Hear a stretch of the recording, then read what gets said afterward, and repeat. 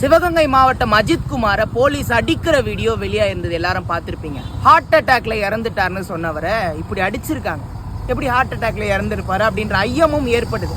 பச்சை தண்ணி கூட குடிக்க கொடுக்கல அப்படின்னு சொல்லி அவருடைய தம்பி சொல்லியிருக்காரு. இதை பார்க்கும்போது முற்றிலும் மனிதநேயமற்ற செயல், ஒரு மனிதாபிமானமே இல்லாமல் ஒரு கொடூரமாக பண்ணியிருக்காங்க அப்படின்றது தான் நமக்கு எல்லாருக்குமே ஃபீல் ஆகுது. ஏன்னா சட்டம் தன் கடமையை செய்யும் அப்படின்னு சொல்லுவாங்கல்ல, சட்டத்தை காக்கக்கூடிய போலீஸே இப்படி பண்ணியிருக்காங்களா அப்படின்ற ஐயம் தான் ஏற்படுது. நான் சட்டத்தை கையில் எடுத்துக்கிட்டா எப்படிங்க மக்களுக்கு எப்படி நம்பிக்கை பிறக்கும்? அவர் என்ன குற்றம் செய்திருந்தாலும் பரவாயில்ல, சட்டப்படி நடவடிக்கை எடுக்கணும்ல. அதை விட்டுட்டு இப்படி முரட்டுத்தனமாக அடிக்கிறதும், அவருக்கு பச்சை தண்ணி கூட கொடுக்காததும் என்ன ஒரு மனிதாபிமானமற்ற செயலாக இருக்குது. மக்களுக்கு எப்படி நம்பிக்கை வரும்? சட்டம் மீதும் அரசு மீதும் போலீஸ் மீதும் உரிய நீதி கிடைக்கப்பட வேண்டும்.